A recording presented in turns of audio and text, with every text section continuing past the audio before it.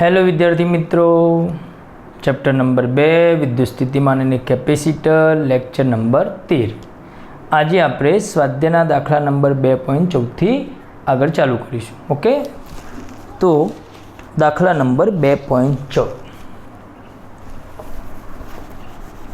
અગાઉના લેક્ચરમાં એનો એ પાર્ટ લીધેલો છે, પણ આપણે સમગ્ર દાખલો ફરીથી લઈશું।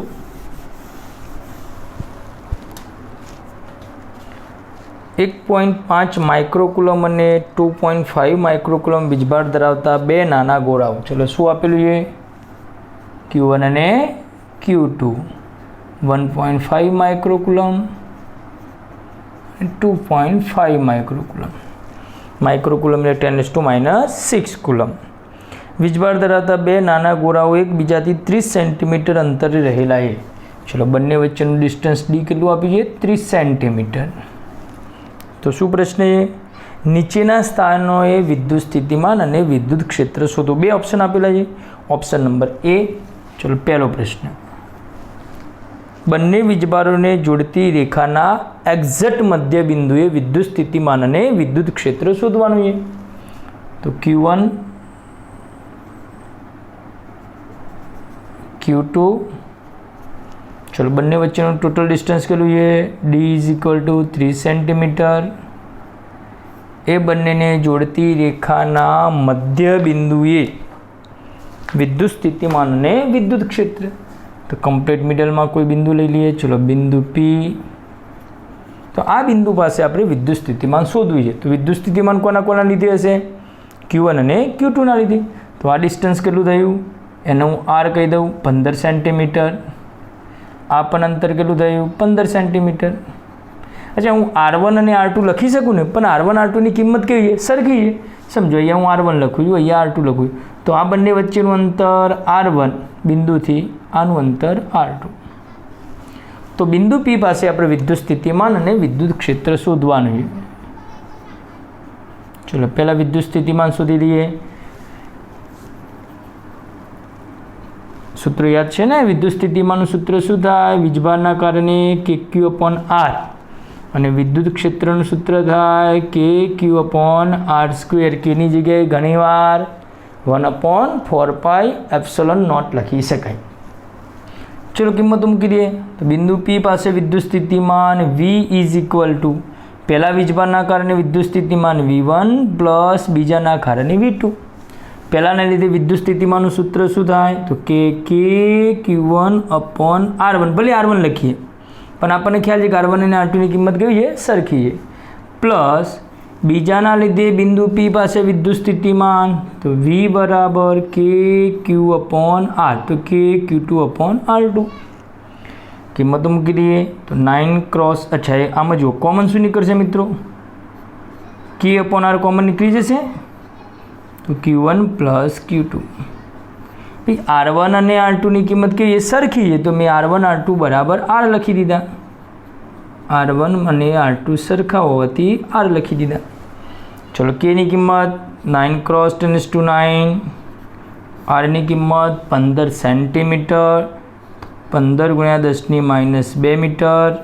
Q1ની કિંમત 1.5 માઇક્રો, તો 1.5 × 10⁻⁶, અને Q2ની કિંમત 2.5 × 10⁻⁶, ઇઝ ઇક્વલ ટુ, હજુ એક સ્ટેપ લખીએ, 9 × 10⁹ ક્રોસ 1.5 પ્લસ 2.5, તો અઢી અને દોઢ એટલે 4, તો 4 × 10⁻⁶, આ બંનેનો સરવાળો અપોન 15 × 10⁻², ઇઝ ઇક્વલ ટુ 9 × 36 ભાગ્યા 15, તો 15 દુ 30, એટલે જોઈ લો કેલ્ક્યુલેટરમાં, 36 ભાગ્યા 15, 2.4 ક્રોસ 2 પર જશે, 9 અને 2 11માંથી 6 જાય એટલે 10⁵ વોલ્ટ, વિદ્યુત સ્થિતિમાન એકમ વોલ્ટ।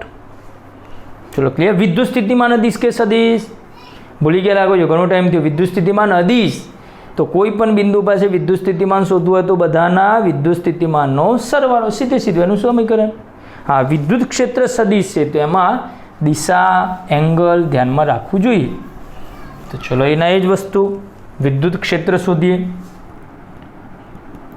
Q1 Q2 બંને વચ્ચે બિંદુ લઈ લઈએ P.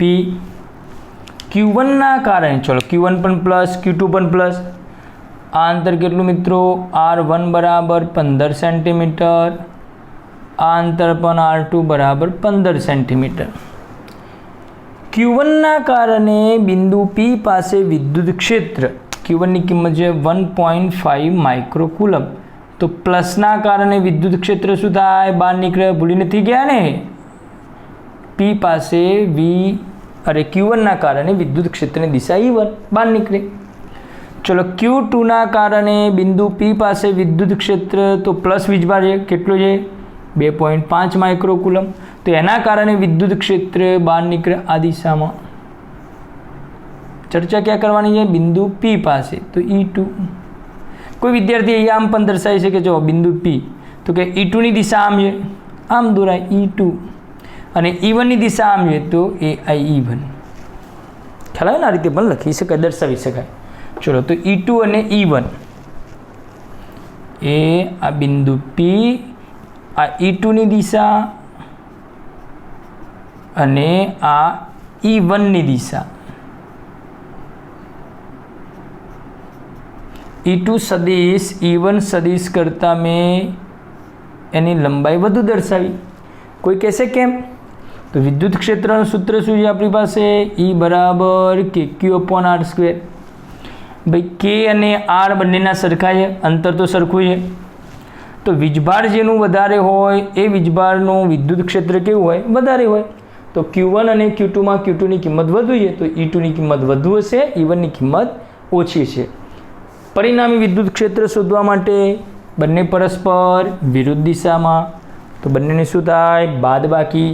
તો ધેરફોર વિદ્યુત ક્ષેત્ર E બરાબર E1 માઇનસ E2 કે E2 માઇનસ E1? પરિણામી કઈ બાજુ? E2ની કિંમત વધુ છે, E1ની કિંમત ઓછી છે. તો E2 માઇનસ E1. E2 કે Q2/R². R1 R2ની કિંમત 15 એટલે R² લખી દઉં. E1ની કિંમત KQ1/R². તો K/R² common, Q2 minus Q1. કિંમતો મૂકી દઈએ. 9 × 10⁹.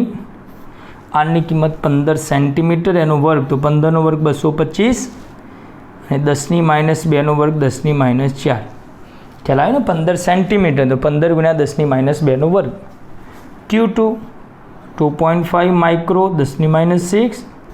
Q1 1.5 × 10⁻⁶ is equal two 9 × 10⁹/225 × 10⁻⁴.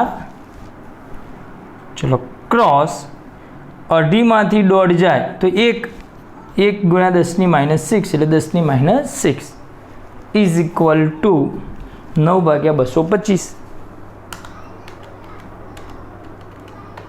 તો 0.04 અને 10⁻⁷ એટલે 5 ની લખી દઈએ તો 4 × 10⁵. 0.04 2 પોઈન્ટ કાપી લે તો 4 × 10⁵ વોલ્ટ પર મીટર. વિદ્યુત ક્ષેત્રના બે એકમો વોલ્ટ પર મીટર અને ન્યૂટન પર કુલમ, ગમે તે લખી શકાય. ઓકે, એક ભાગ કમ્પ્લીટ થઈ ગયો. હવે બીજા ભાગમાં એવું કીધું છે, ચલો સ્ક્રીનશોટ લઈ લો અને નોટમાં લખવાના દાખલા તૈયાર કરવાના લખીને.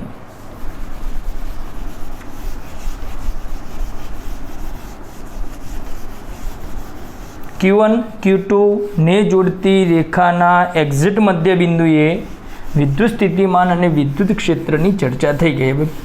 એમાં બી વિભાગ શું કીધું છે? ઓકે, આ રેખાના મધ્ય બિંદુમાંથી પસાર થતી અને રેખાને લંબ સમતલમાં મધ્ય બિંદુથી 10 સેન્ટીમીટર અંતરે આવેલા બિંદુ પાસે. B option. ચલો Q1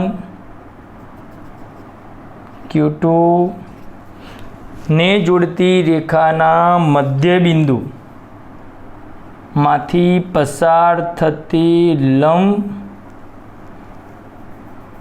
રેખાએ 10 સેન્ટીમીટર અંતરે મધ્ય બિંદુમાંથી પસાર થતી લંબ રેખાના 10 સેન્ટીમીટર અંતરે આવેલા બિંદુ P પાસે આ બિંદુ P પાસે ફરીથી વિદ્યુત સ્થિતિમાન અને વિદ્યુત ક્ષેત્ર શોધવું છે.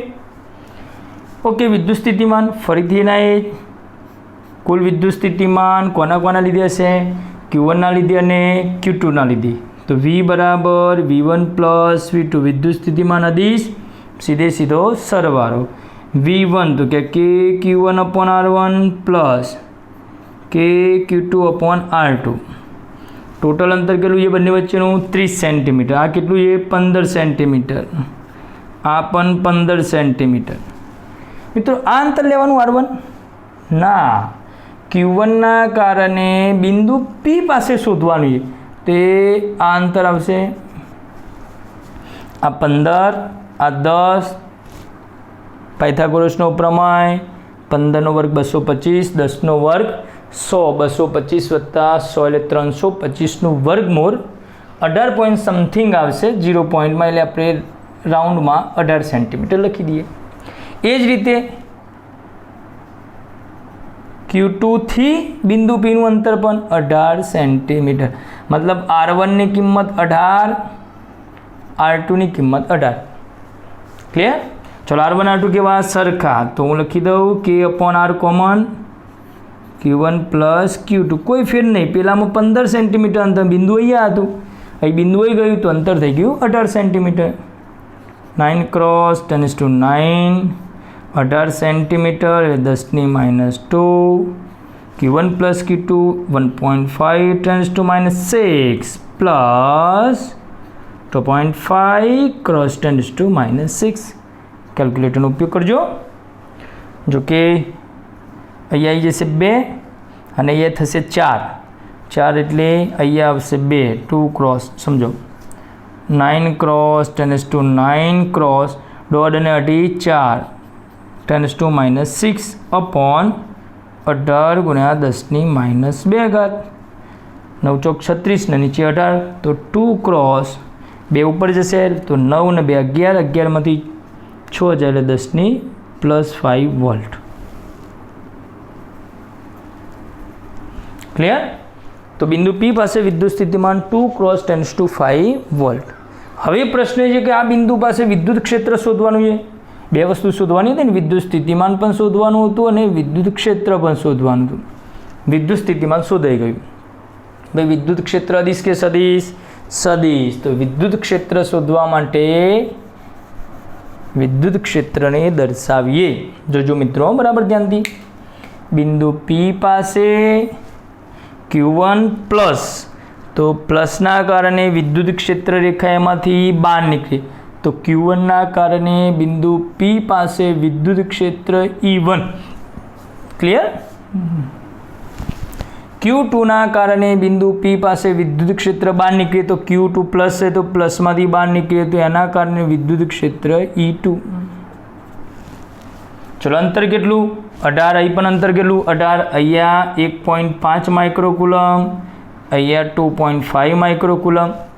તો મિત્રો વિદ્યુત ક્ષેત્ર અદિશ કે સદિશ? સદિશ. તો પહેલાં E1 અને E2 બંનેના મૂલ્યો શોધી દઈએ. સદિશ હોય તો એનું પરિણામી મૂલ્ય શોધવા માટેનું સૂત્ર ચેપ્ટર નંબર 1માં શીખી ગયા. અસલમાં એ સૂત્ર ધોરણ 11નું છે. √a² + b² + 2ab cos θ. પહેલાં ચેપ્ટરમાં આપણે બળ માટેનું સૂત્ર સમજાવ્યું છે. √f1² + f2² + 2f1 f2 cos θ. એવી રીતે વિદ્યુત ક્ષેત્ર E1 અને E2 વચ્ચેનો એંગલ શોધી દઈએ. મૂલ્ય શોધી દઈએ અને આ બંને વચ્ચેનો એંગલ શોધી દઈએ. ચલો આ એંગલનું નામ આપી દઉં θ'. તો મૂલ્ય આવી જાય તો પછી પરિણામી વિદ્યુત ક્ષેત્રનું મૂલ્ય શોધવા માટે √E1² + E2² + 2E1 E2 cos θ'. ચલો પહેલાં મૂલ્ય શોધી દઈએ. તો બિંદુ P પાસે E1, બિંદુ P પાસે Q1 ના કારણે 18 સેન્ટીમીટર અંતરે વિદ્યુત ક્ષેત્ર E1 બરાબર K Q1 / R1². 9 cross 10⁹ Q1 ની કિંમત 1.5 क्रॉस 10⁻6 अपॉन R1 સ્ક્વેર 18 वर्ग। एक काम करो ने 18 सेंटीमीटर એટલે 18 × 10⁻2 तो मीटर में थशे 0.18 वर्ग इज इक्वल टू कैलक्युलेटर में तमे गणतरी करजो। हूँ डायरेक्ट लखी दूँ 0.42 10⁶ 0.42 क्रॉस 10⁶ वोल्ट पर मीटर। चलो E2 નું મૂલ્ય શું થાય મિત્રો? તો Q2 ના કારણે બિંદુ P પાસે વિદ્યુત ક્ષેત્ર R2 અંતરે તો KQ/R², તો KQ2/R2², K ની કિંમત 9 cross 10⁹ Q2 2.5 cross 10⁻6 upon R2² અંતરેના એ છે 0.18 વર્ગ ઇઝ ઇક્વલ ટુ જવાબ આવશે 0.69 क्रॉस 10⁶। આ રાઉન્ડ ફિગર લખેલું છે 0.41 સમથિંગ જવાબ આવે છે 0.69 क्रॉस 10⁶ વોલ્ટ પર મીટર। હવે E1 E2 વચ્ચેનું ચલો E1 E2 નું મૂલ્ય શોધાઈ ગયું। મારે પરિણામી વિદ્યુત ક્ષેત્ર શોધવા શીખી ગયા ને આપણે ધોરણ 11 માં આનું સમતલના ચેપ્ટરમાં સદિશના I1 I2 અને 12મા ધોરણના પહેલા ચેપ્ટરમાં બરાબર સમજાવીએ। દાખલા માટે MCQS માટે બહુ મહત્વનો મુદ્દો છે કે એક સદિશ E1 છે બીજો સદિશ E2 છે તો પરિણામી વિદ્યુત ક્ષેત્રનો સદિશ ક્યાં મળે? વચ્ચે। અને એનું સૂત્ર કયું છે? √E1² plus E2² plus 2E1 E2 cos theta. Theta કોની વચ્ચેનો? E1 E2 વચ્ચેનો। તો E1 E2 વચ્ચેનો એંગલ શોધવા માટે ફિગરમાં આપણે શું કરી શકીશું? ચલો તમે બોલો। એક કામ થાય આ થીટા ડેશ નામક આને હું થીટા કહી દઉં। જો આ થીટા શોધી શકીએ તો આ થીટા એટલું જ થાય। ધારો કે ચલો સમજવા માટે આ 40 થયો તો આ 40 થાય તો 40 40 ટોટલ 80 થીટા ડેશ। તો ચલો થીટા શોધવા માટે આ સામેની બાજુ કર્ણ અને આ પાછળની બાજુ કોઈ પણ એંગલ લઈ શકાય sin cos tan। તો આ થીટા ઉપર હું tan ફંક્શન લગાવું। tan થીટા બરાબર સામેની બાજુ 15 ભાગ્યા પાછળની બાજુ 10 તો 1.5। तो theta is equal to tan inverse 1.5 natural tan जो कोष्टक आपेलू हो लॉग टेबल अंदर एनी अंदर थी tan थीटा की किंमत पर थी थीटा शोधी शकाय। तो थीटा की किंमत आई 56.3 डिग्री में 56 डिग्री अने 3 करायु नहीं 56.3 डिग्री। ओके चलो हवे थीटा की किंमत 56.3 आ पण थीटा तो टोटल थई गयो 2 थीटा अने आ जेटलो होय एटलो थीटा डैश होय तो देयरफॉर थीटा डैश बराबर 2 थीटा 56.3 इज इक्वल टू 12 એટલે 112.6। क्लियर? हवे E1 E2 નું પરિણામી વિદ્યુત ક્ષેત્ર એ દર્શાવવું જોઈએ તમારે વચ્ચે E એનું મૂલ્ય શોધવા માટેનું સમીકરણ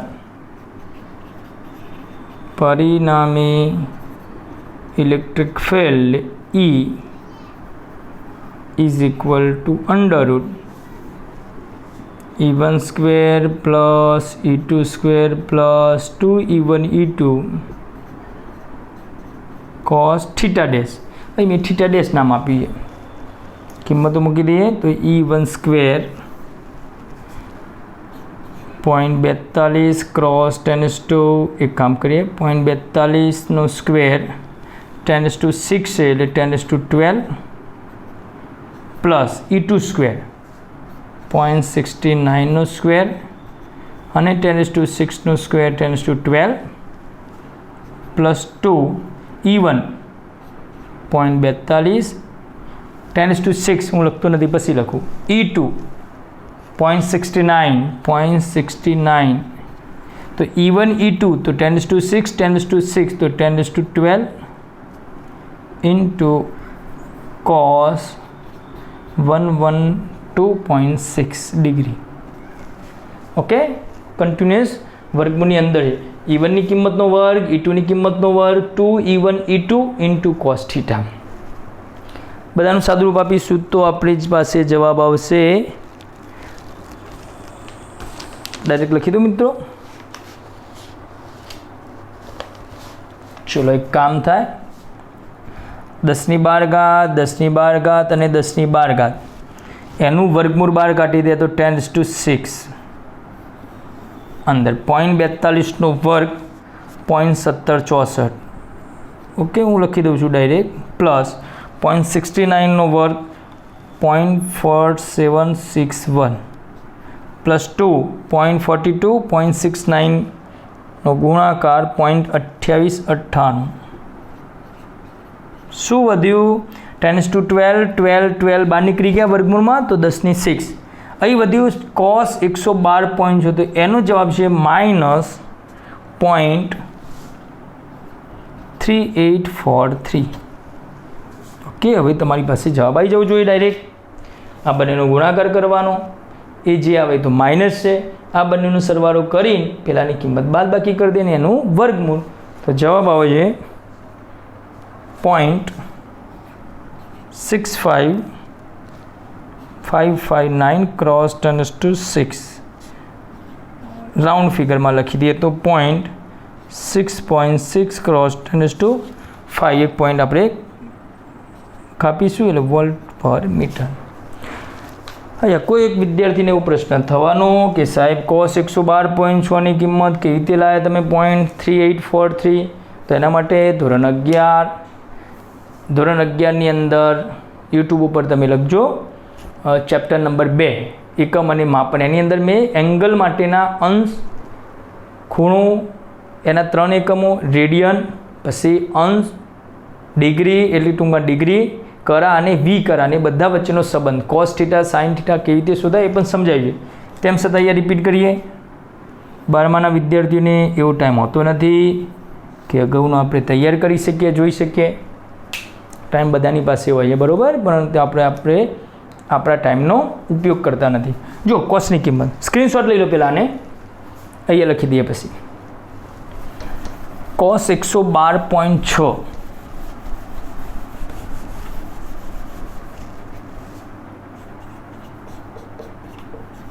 બે રીતે શોધાય. યાદ હોય તો 11મા ધોરણમાં π/2 હોય તો વિધેય બદલાઈ જાય, π હોય તો વિધેય એના એ રહેશે. બંને રીતે શોધાય. તો આપણે આમ લખીએ cos 90 + 10 22.6 બરાબર ને, ટોટલ એંગલમાં 112.6 ના રીતે લખાય 90 + 22.6. તો આવું થઈ ગયું cos π/2 રેડિયનમાં પ્લસ 22.6 અંશ. હવે ભાઈ π/2 હોય 90 હોય એટલે વિધેય બદલાઈ જાય તો કોસની જગ્યાએ શું થઈ ગયું? સાઇન 22.6 અંશ રેડિયન. ઓલ એસટીસી પહેલા ચરણમાં, બીજા ચરણમાં યાદ છે ને? ઓકે, π/2 પ્લસ તો π/2 અહીં હોય, π/2 પ્લસ એટલે બીજું ચરણ, બીજા ચરણમાં સાઇન ધન પણ કોસ કેવું? માઇનસ, તો માઇનસ સાઇન 22.6 અને માઇનસ સાઇન 22.6ની કિંમત તમે જોશો તો જવાબ આવશે 0.3843. ઓકે મિત્રો, દાખલા નંબર 2.14 કમ્પ્લીટ. યાદ રાખીએ, વિદ્યુત સ્થિતિમાન અદિશ છે એનો સીધો સરવાળો થાય. વિદ્યુત ક્ષેત્ર સદિશ છે, સદિશ હોય તો બંને વચ્ચેનો એંગલ મહત્વનો બને છે. √a² + b² + 2ab cos theta એનો ઉપયોગ કરીને દાખલો ગણવો જોઈએ. ચલો સ્ક્રીનશોટ લઈ લો.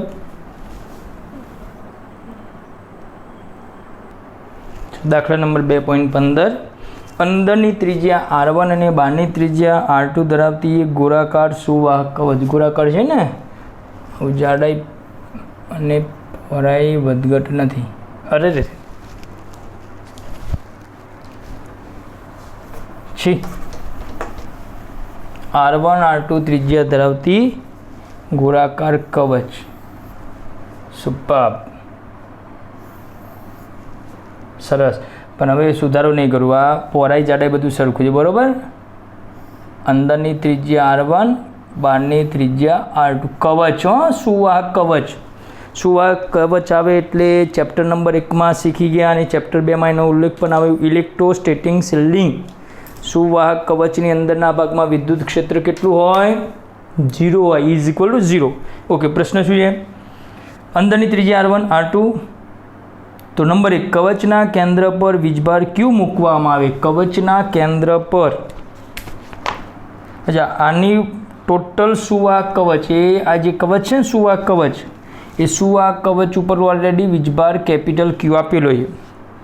હવે પ્રશ્ન એ કે કવચના કેન્દ્ર પર ક્યુ વીજભાર મૂકવામાં આવે તો કવચની અંદર અને બહારની સપાટી પર વીજભારની પૃષ્ઠ ઘનતાઓ કેટલી હોય? કવચના કેન્દ્ર પર ક્યુ વીજભાર મૂકતા, એ આ ક્યુ વીજભાર મૂક્યું તો કવચની બહારની સપાટી અને આ અંદરની સપાટી પર પૃષ્ઠ ઘનતા σ1 અને σ2 કેટલી હોય? અંદરની σ1, બહારની σ2. ઓકે, વીજભારનું વિતરણ સમજવાનું છે. સુવાહકની અંદર વીજભાર કવચની અંદર મૂકવામાં આવે કે ના મૂકેલો હોય, વિદ્યુત ક્ષેત્રનું મૂલ્ય 0 જ થવું જોઈએ. બરાબર સમજી લેજો. આનો પછી ઉલ્લેખ કરીએ આપણે. શું કહેવા માગું? વીજભારનું વિતરણ એટલે શું? મારી પાસે આ એક સુવાહક કવચ છે. સુવાહક કવચ ઉપર કેપિટલ ક્યુ વીજભાર છે અને મેં અહીંયા અંદરના ભાગમાં ક્યુ વીજભાર, સ્મોલ ક્યુ વીજભાર મૂકી દીધો. સમજી લો કે આની અંદર સ્મોલ ક્યુ વીજભાર મૂક્યું. પણ નિયમ તો એવો છે કે ભાઈ અંદરના ભાગમાં, કવચની અંદરના ભાગમાં, એટલે એ આ લાઇનિંગ દોરી, આ કવચ છે ને, સમજો આ કવચ, તો કવચના અંદરના ભાગમાં મેં આ ગાઉસિયન પૃષ્ઠ વિચાર્યું તો કવચના અંદરના ભાગમાં તો વિદ્યુત ક્ષેત્ર 0 જ થાય. ભાઈ વિદ્યુત ક્ષેત્ર 0 ક્યારે થાય? તો કવચના અંદરના ભાગમાં પરિણામી નેટ વીજભાર 0 થવો જોઈએ. પણ અંદર તો ક્યુ વીજભાર છે. એનો મતલબ એમ થયો કે કવચ વીજભારનું એવી રીતે પ્રેરણ કરશે કે અંદર પ્લસ ક્યુ. ચલો બોર્ડર થોડી દૂર તમને ખ્યાલ આવે એટલા માટે. ગાઉસિયન પૃષ્ઠ એકદમ નજીક લીધું મેં, પણ સમજણ પર એટલા માટે અંતર રાખું છું. તો મિત્રો અંદર ક્યુ વીજભાર મૂક્યું છતાં પણ આ કવચ એવી રીતે વીજભારનું વિતરણ કરશે કે આ જે ગાઉસિયન પૃષ્ઠ દોર્યું એમાં કુલ વીજભાર કેટલો થવો જોઈએ? 0 થાય. હવે ક્યારે 0 થાય? તમે તો અંદર ક્યુ વીજભાર મૂક્યો તો આની બહારની સપાટી આવી, આની બહારના ભાગે માઇનસ ક્યુ વીજભાર પ્રસ્થાપિત થઈ જાય. હવે તમે વિચારો આનો નેટ વીજભાર શું થઈ ગયો? 0. નેટ વીજભાર 0 તો વિદ્યુત ક્ષેત્ર 0 જ થાય. બરાબર સમજો. કવચના સુવાહક કવચની અંદરના ભાગમાં વિદ્યુત ક્ષેત્ર 0 જ થાય અને વિદ્યુત ક્ષેત્ર 0 થવા માટે તમે કોઈ પણ અંદર વીજભાર વધારાનો બહારથી મૂકશો તો એ વીજભારને એવી રીતે કવચ પ્રેરિત કરશે, આજુબાજુમાં પ્લસ હશે તો માઇનસ થઈ જશે, માઇનસ વીજભાર મૂકશો તો આજુબાજુ પ્લસ વીજભાર પ્રસ્થાપિત થશે અને નેટ વીજભારની કિંમત, અંદરના ભાગના નેટ વીજભારની કિંમત 0 જ થાય. હવે ભાઈ આ માઇનસ ક્યુ વીજભાર ક્યાંથી આવ્યો? ખરેખર એ આમ વિચારો તમે, તો ટાઈમ લઉં છું, મુદ્દો એકદમ નાનો છે અને એકાદો પછી તમને હું MCQs પણ જાતે લખવા આપું છું. સમજો હું શું કહેવા માગું? શરૂઆતમાં આ મોટો કવચ છે, કવચનો ઉપરનો વીજભાર ક્યુ છે, એની અંદર મેં ક્યુ વીજભાર મૂક્યું. આ કન્ડિશન છે. હવે વીજભારનું વિતરણ કેવી રીતે થાય? તો ખરેખર તો બહાર વીજભાર ક્યુ હતો જ, અંદર પણ ક્યુ વીજભાર આપણે મૂક્યો, પણ વીજભારનું વિતરણ એવી રીતે થાય કે આ ગાઉસિયન પૃષ્ઠ કવચની અંદરનું છે તો એનો વીજભાર 0 થવો જોઈએ. તો વીજભાર 0 થવા માટે માઇનસ ક્યુ વીજભાર પ્રસ્થાપિત થશે. ક્યાંથી આવ્યો ભાઈ? એ માઇનસ ક્યુ વીજભાર આ ગોળાની સપાટી ઉપર જે કવચ ઉપર પ્લસ ક્યુ વીજભાર હશે એમાંથી માઇનસ ક્યુ આવી ગયો, તો માઇનસ ક્યુ અને પ્લસ ક્યુ 0 થઈ ગયો. ઓકે, હવે આમાંથી માઇનસ ક્યુ અહીં આવી ગયો તો અહીં કેટલો વધ્યો? ક્યુમાંથી માઇનસ ક્યુ ગયો, ક્યુમાંથી માઇનસ ક્યુ ગયું તો ક્યુ પ્લસ ક્યુ. ચલો અહીં ટોટલ વીજભાર કેટલો હતો? ક્યુ પ્લસ ક્યુ. ટોટલ વીજભારનું સંરક્ષણ થવું જ જોઈએ. આને વીજભાર સંરક્ષણ સાથે જ તુલના કરી શકાય. અચ્છા, હવે આ કેટલો વળે વીજભાર? સપાટી ઉપર ક્યુ પ્લસ ક્યુ, અહીં આવી ગયો માઇનસ ક્યુ અને અંદર જે પ્લસ ક્યુ માઇનસ ક્યુ જતો રહ્યો, ક્યુ પ્લસ ક્યુ. તો અહીં સમજો અંદરના ભાગે અહીંયા માઇનસ પ્લસ ક્યુ વીજભાર મૂકવાથી આની સપાટી પર કેટલો થશે? માઇનસ ક્યુ. ટોટલ કેટલો થઈ ગયો? 0 થવો જ જોઈએ. આ ક્યુમાંથી માઇનસ ક્યુ અહીં આવી ગયા, તો અહીં ટોટલ કેટલો થઈ ગયો? ક્યુ પ્લસ ક્યુ. ઓકે, એકાદું ઉદાહરણ ફરીથી સમજાવું છું અને પછી તમને હોમવર્કમાં લખવા આપું. વીજભારનું વિતરણ સંરક્ષણના નિયમ પ્રમાણે પહેલાં એ સમજી લે. હવે ઉપરની સપાટી ઉપર, બહારની સપાટી ઉપર વીજભાર કેટલો આવી ગયો? ક્યુ પ્લસ સ્મોલ ક્યુ. અને અંદરની સપાટી ઉપર કેટલો? માઇનસ ક્યુ. તો વીજભારની પૃષ્ઠ ઘનતા શું થાય? તો સિગ્મા 1. ચલો અંદરના ભાગે છે ને, તો સિગ્માનું સૂત્ર થાય ક્યુ અપોન એ. તો ક્યુની જગ્યાએ માઇનસ ક્યુ, અંદરની સપાટી માઇનસ ક્યુ અપોન એ એટલે 4πr1².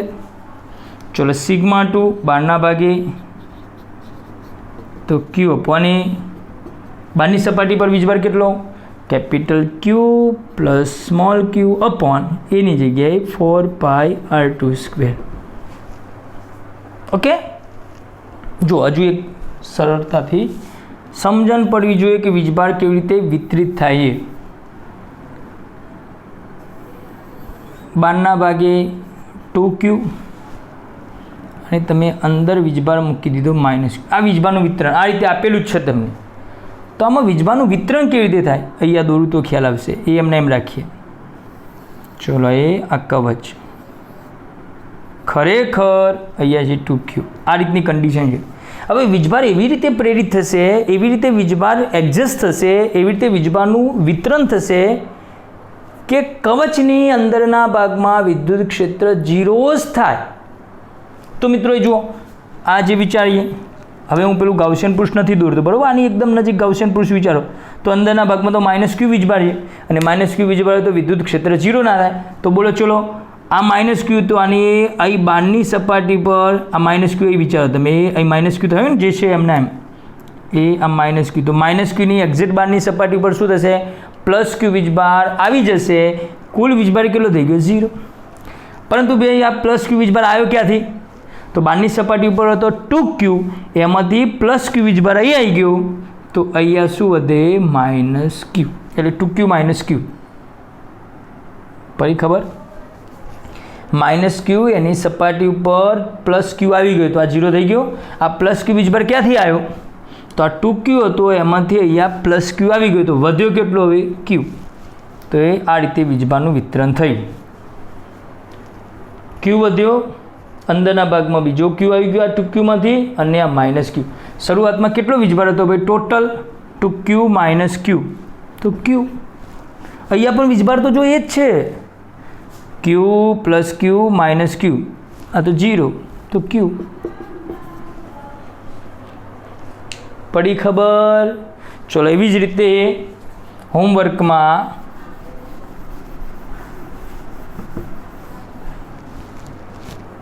કોમેન્ટ લખજો તમે જવાબની. સપાટી ઉપર લઈ લઈએ -2q અને અંદરના ભાગમાં વીજભાર લઈ લઈએ +q અને વીજભારનું વિતરણ કરવાનું છે. પહેલો જવાબ તમારો બહારની સપાટીનો લખવાનો, અહીંયા કેટલો વીજભાર હશે તે પહેલી સપાટી અને અહીં કેટલું હશે આ બીજી સપાટી. ઓકે, ખ્યાલ આવી જોઈએ. અહીંયા +q થઈ કેટલો આવવો જોઈએ? બરોબર. અને ક્યાંથી આવ્યો? અહીંથી આવ્યો, તો એટલો અહીંયા બાદ કરવાનો. ઓકે, જવાબ લખવાનો પ્રયત્ન કરજો.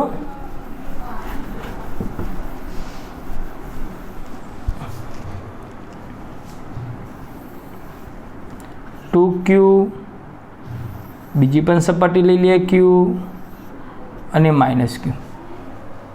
પ્રયત્ન મારો એ છે કે ગુજકેટ નીટની અંદર અને જીની અંદર પણ આનો પ્રશ્ન પૂછી શકાય. થોડું સમજી લો. 3 સેલ લીધા, આપણે કવચ લીધી, તમને ખ્યાલ આવે. ચલો, એ -q, તો મિત્રો અહીંયા +q થવો જ જોઈએ, તો 0 થાય. આ +q ક્યાંથી આવ્યો? તો અહીંયા q હતો, તો હવે તમે વિચારો, આ તો 0 થઈ ગયો. અહીં એક કામ કરીએ, 4q લઈ લઈએ, તમને ખ્યાલ આવે 4q, અહીં 2q, આ રીતની કન્ડિશન છે. તો કેવું થશે? અહીં બાજુમાં લખું 4q છે, અહીં 2q વીજભાર છે અને અહીંયા -q છે. હવે કેવી રીતે વીજભાર વિતરિત થશે? બરાબર, અલગ કલરની પેનથી દર્શાવું છું. માઇનસ ક્યુ છે તો અહીંયા પ્લસ ક્યુ થવું જોઈએ. 0 થઈ ગયું. એ પ્લસ ક્યુ વીજભાર ક્યાંથી આવ્યો ભાઈ? તો ઉપરની સપાટી ઉપર 2q છે તો એમાંથી પ્લસ ક્યુ અહીં આવી ગયો હશે તો અહીં પ્લસ ક્યુ વધે. થઈ ગયો. 2q ના બે ભાગ પડ્યા, પ્લસ ક્યુ નીચે પ્લસ ક્યુ. હવે પ્રશ્ન થાય કે આ મોટું આ પણ કવચ છે, એ આ કવચ થઈ ગયું. આ કવચ તો આ કવચની અંદર કુલ વીજભાર કેટલો થવો જોઈએ? 0. તો માઇનસ ક્યુ પ્લસ ક્યુ એ તો 0 થયું, પણ હજુ આ પ્લસ ક્યુ વધ્યું તો અહીં પ્લસ ક્યુ વધ્યું તો અંદરના ભાગે શું થવું જોઈએ? માઇનસ ક્યુ. જુઓ બધાનો અંદરનો વીજભાર 0 થઈ ગયો. પ્લસ ક્યુ માઇનસ ક્યુ પ્લસ ક્યુ માઇનસ ક્યુ. પણ આ માઇનસ ક્યુ ક્યાંથી આવ્યા ભાઈ? ઉપર 4q છે, એ 4qમાંથી માઇનસ ક્યુ આવ્યા તો અહીં આવી જાય 5q. જોઈ લો વીજભાર સંરક્ષણનો નિયમ. ટોટલ વીજભાર કેટલો? 4q 2q એટલે 6q. 6qમાંથી 1 જાય એટલે 5q. અહીં જોઈ લો માઇનસ ક્યુ પ્લસ ક્યુ 0 થઈ ગયો, પ્લસ ક્યુ માઇનસ ક્યુ 0 થઈ ગયો, 5q. ઓકે, ટૂંકમાં ખ્યાલ આવ્યો હશે તમને. કવચ લઈએ તો કવચની અંદરના ભાગનો જેટલો વીજભાર હોય તરત જ એટલો બહારની ભાગે વીજભાર પ્રસ્થાપિત થાય. પ્લસ હોય તો માઇનસ થાય, માઇનસ હોય તો પ્લસ થાય. આવું કેમ થાય? કે સુવાહકની કવચનો અથવા સુવાહકનો એક ગુણધર્મ છે કે સુવાહકની અંદરના ભાગમાં વિદ્યુત ક્ષેત્ર 0 હોય, જેને આપણે નામ આપી દઉં ઇલેક્ટ્રોસ્ટેટિક શિલ્ડિંગ. આપણે ઉદાહરણ પણ આપેલું કે ચોમાસાની ઋતુમાં ફોરવ્હીલ ગાડીમાં જતા હોય તો કાચ બંધ કરી દેવાના. તો એવી ગાડી ઉપર સુવાહકની અંદર વિદ્યુત ક્ષેત્ર બહારનું પ્રવેશી શકતો નથી. વીજળીના કડાકા ભડાકા થતા હોય તો પણ ડરવાની જરૂર નથી જો ગાડીમાં બેઠા હોય તો. અચ્છા, બે વિભાગે જ છે જુઓ, જે થિયરિકલ વસ્તુ છે. જો કવચ ગોળાકાર ન હોય પણ ગમે તે આકાર ધરાવતી હોય તો પણ બખોલની અંદર વિદ્યુત ક્ષેત્ર શૂન્ય છે. બખોલની અંદરના ભાગે વિદ્યુત ક્ષેત્ર 0 થાય એ સુવાહકનો ગુણધર્મ છે. એને જ આપણે નામ આપ્યું ઇલેક્ટ્રોસ્ટેટિક શિલ્ડિંગ. ઓકે, દાખલા નંબર 16 2.16. એક મિનિટ મિત્રો.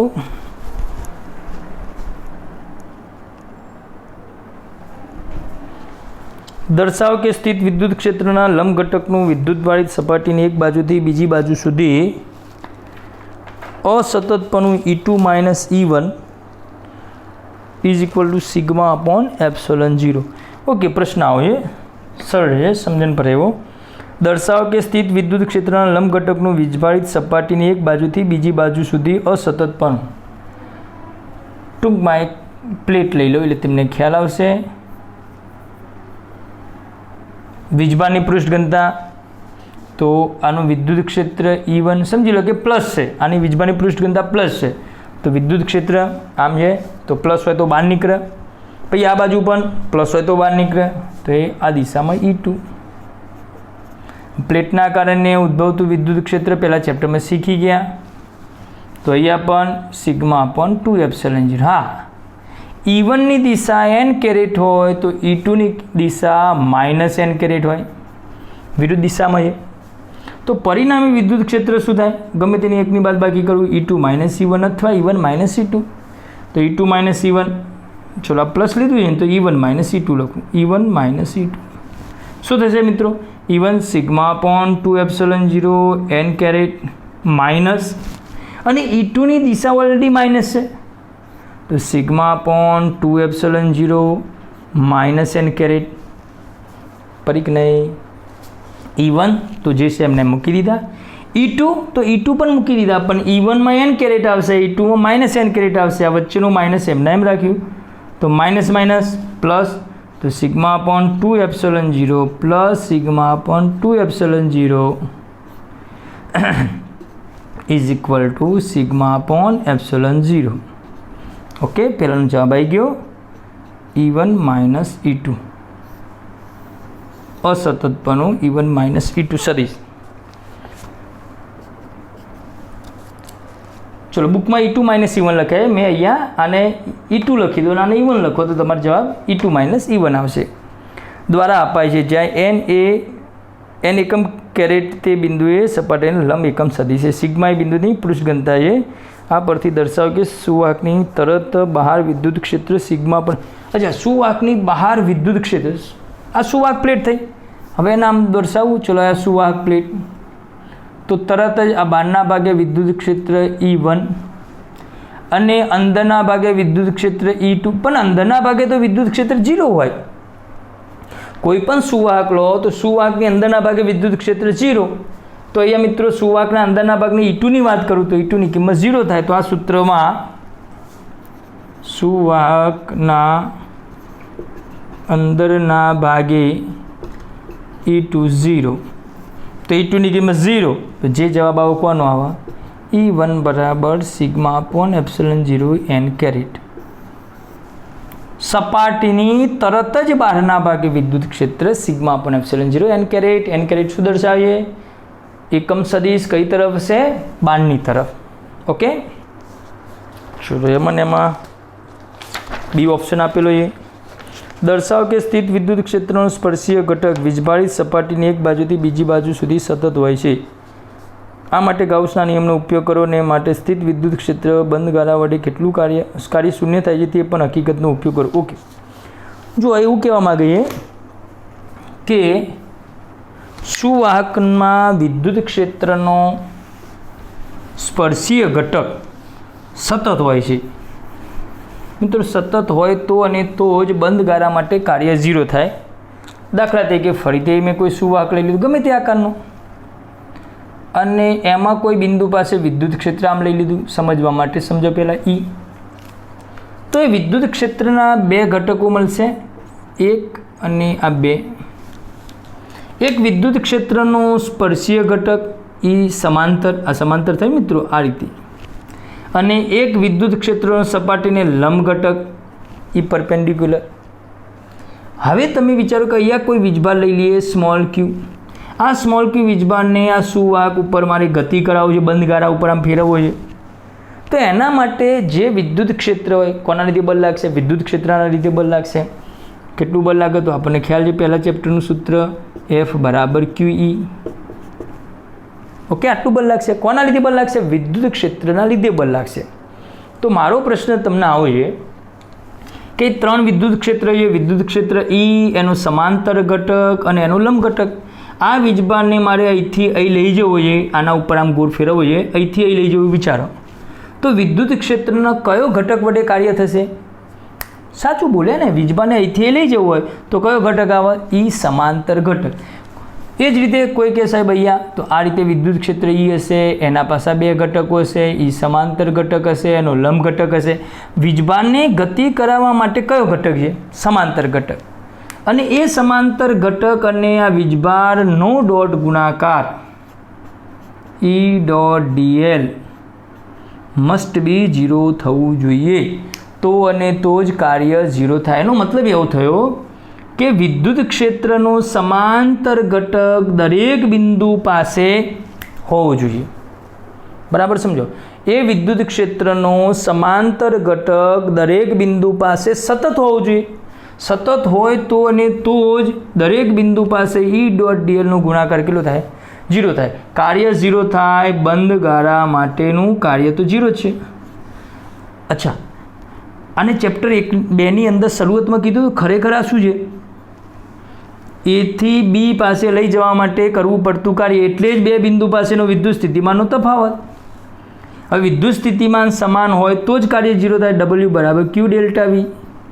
તો તફાવત કેટલો થવો જોઈએ? 0. તફાવત કેટલો 0 થાય? દરેક બિંદુ પાસે વિદ્યુત સ્થિતિમાન સમાન હોય અને વિદ્યુત ક્ષેત્રનો ઘટક બધી જગ્યાએ સતત હોય. જો સતત ના હોય ને અસતત હોય એવું સમજીએ. અસતત હોય એનો મતલબ શું થયો? વિદ્યુત ક્ષેત્રનો આ ઘટક અહીંયા છે તો એ કાર્ય 0 થશે. જો વિદ્યુત ક્ષેત્રનો કોઈ ઘટક અહીંયા નથી, સમાંતર ઘટક બોલ્યું, સમાંતર ઘટક જો અહીંયા ન હોય તો એના માટે કરવું પડતું કાર્ય 0 ના થાય. કંઈક મળશે, પરંતુ આપણને ખ્યાલ છે કે કોઈ પણ વીજભારને જ્યારે બંધ ગાળા ઉપર ગતિ કરાવીએ ત્યારે થતું કાર્ય 0 થવું જોઈએ. કાર્ય 0 થવા માટે એ વિદ્યુત ક્ષેત્રનો સમાંતર ઘટક દરેક સપાટીએ હાજર હોવો જોઈએ. ખ્યાલ આવે ને? ઓકે, તો થિયરિકલ વસ્તુ છે, એમાં બહુ ડીપમાં કંઈ લખવાનું આવતું નથી. અને તો જ પરિણામી વિદ્યુત ક્ષેત્ર પણ 0 થાય. આ ગુણાકાર 0 ક્યારે થાય? ડોટ ગુણાકાર. એની કિંમત 0 થવા માટે વિદ્યુત ક્ષેત્રનો સમાંતર ઘટક બધી જગ્યાએ હાજર હોવું જોઈએ. અથવા આવું પણ આપણે ધોરણ 11માં શીખીએ, જો તમને યાદ હોય તો. અહીં એક સદિશ હોય, આ બીજો સદિશ આમ હોય, આ ત્રીજો સદિશ હોય. 11મા ધોરણમાં. તો આ બધા સદીશોને એક શીર્ષ ઉપર બીજો, બીજાની ઉપર ત્રીજો એ રીતે મૂકતા છે ને તો આવું કંઈક બનતું હતું. જો આમ ધોરણ 11માં સમતલના સદીશવાળા ચેપ્ટરમાં દાખલો પણ આનો આપેલો છે, તમને ખ્યાલ આવી જવો જોઈએ. તો મિત્રો આ બધાના બંધ ગાળાનો કુલ સદીશ સરવાળો શું થાય? 0 થાય. ખ્યાલ? હવે વચ્ચે કોઈ એક સદીશ ના હોય, અસતત હોય તો 0 થાય? ના થાય. એનો મતલબ થાય કે વિદ્યુત ક્ષેત્રનો આ સદીશ બધી જગ્યાએ આ પ્રમાણે સમાંતર ઘટક બધી જગ્યાએ હોવો જોઈએ. તો અને તો જ પરિણામી વિદ્યુત ક્ષેત્ર 0 થાય. પરિણામી વિદ્યુત ક્ષેત્ર 0 થાય તો અને તો જ કાર્યની કિંમત 0 થશે. ચલો દાખલા નંબર 2.17 ટાઈમ જોઈ લઈએ આપણે. ચલો 2.17 સરસ મજાનો સરળ દાખલો. રેખીય વીજભાર ઘનતા લેમ્ડા ધરાવતો એક લાંબો નળાકાર, મતલબ લંબાઈ ખૂબ જ વધારે છે, બરાબર, પોલા સમઅક્ષીય સુવાહક નળાકાર વડે ઘેરાયેલ. બે નળાકાર છે, એક નાનો નળાકાર છે અને એક મોટો નળાકાર. નાનો નળાકાર એ મોટા નળાકાર વડે ઘેરાયેલો છે. બંનેની લંબાઈ L વધુ આપેલી. જો નળાકારની વચ્ચેના અવકાશમાં વિદ્યુત ક્ષેત્ર કેટલું હશે? આવો પ્રશ્ન થયો. એક નાનો નળાકાર લઈ લઈએ, લંબાઈ એની L, મોટો એવું ધારી લઈએ, બરાબર. બીજો એક મોટો નળાકાર લઈ લઈએ,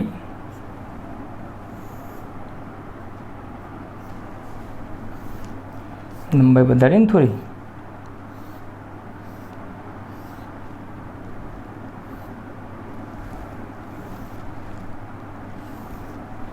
ચલો એક મોટો નળાકાર. એક કામ કરીએ, આ મોટો નળાકાર છે એની ત્રિજ્યા આપણે લઈ લઈએ B, કેપિટલ R પણ લખી છે કે B લખી દઈએ.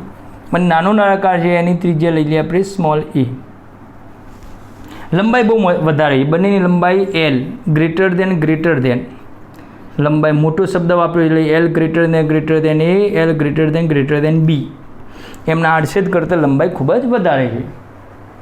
તો આવા નળાકારના અંદરના ભાગે બંનેની વચ્ચેના અવકાશમાં વિદ્યુત ક્ષેત્ર કેટલું છે? બંનેના અવકાશમાં, આ નળાકાર 1, આ નળાકાર 2, તો બંનેની વચ્ચે કોઈ બિંદુ P પાસે વિદ્યુત ક્ષેત્ર શોધવું છે. એ આ બિંદુ પાસે વિદ્યુત ક્ષેત્ર એ પ્રશ્નાર્થ. ઓકે, વીજભાર આપેલો છે આપણને. વીજભારની પૃષ્ઠ ઘનતા, લંબાઈ હોય તો શું આવે મિત્રો? પૃષ્ઠ ઘનતા લેમ્ડા. રેખીય પૃષ્ઠ ઘનતા, રેખીય વીજભાર ઘનતા, પૃષ્ઠ ઘનતા સિગ્મા થાય. રેખીય વીજભાર ઘનતા lambda. Lambda is equal two Q/L. Okay, હવે સમજો મિત્રો, અસલમાં આ બિંદુ પાસે વિદ્યુત ક્ષેત્ર શોધવું હોય તો મારે એ બિંદુ પાસે ગાઉસિયન પૃષ્ઠ દોરવું પડે. થિયરિકલ વસ્તુ છે. અને ગાઉસિયન પૃષ્ઠ દોરવા માટે ચલો એ બિંદુ P ને અનુરૂપ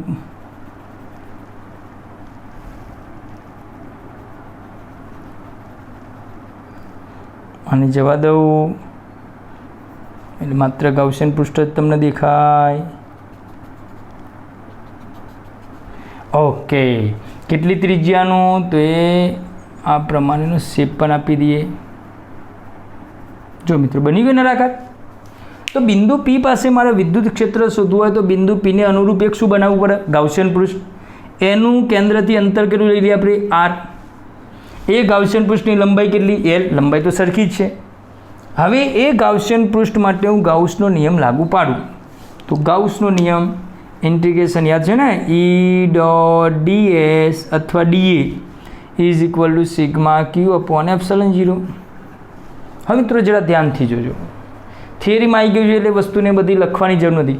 આ જે ગાઉસિયન પૃષ્ઠ બન્યું એના 3 ભાગ પડે છે. એક આ ઉપરનો આડછેદ,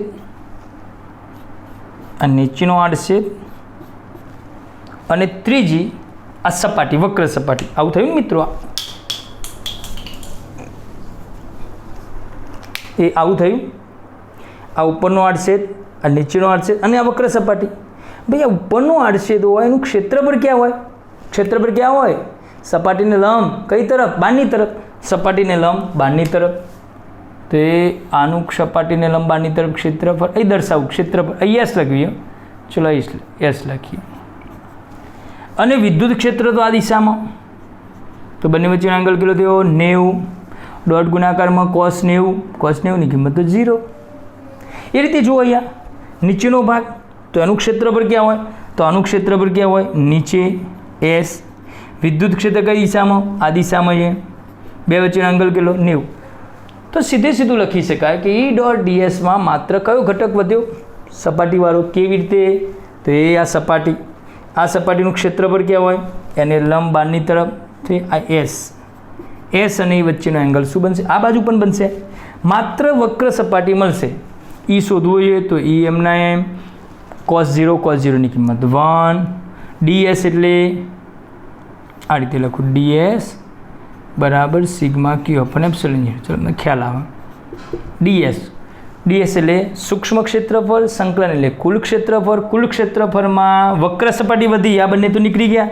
તો વક્ર સપાટી, નળાકારની વક્ર સપાટીનું સૂત્ર શું થાય, ક્ષેત્રફળનું 2πr h, hની જગ્યાએ લંબાઈ l is equal to sigma ક્યુ. પૃષ્ઠ ઘનતા રેખીય ઘનતા લેમડા હોય તો સૂત્ર શું થાય, lambda l upon epsilon 0 l જતા રહેશે. તો E બરાબર લેમડા અપોન 2π એપ્સિલોન 0 r. મિત્રો યાદ આવ્યું કઈ તમને, બોલો યાદ આવ્યું? અનંત લંબાઈના તારના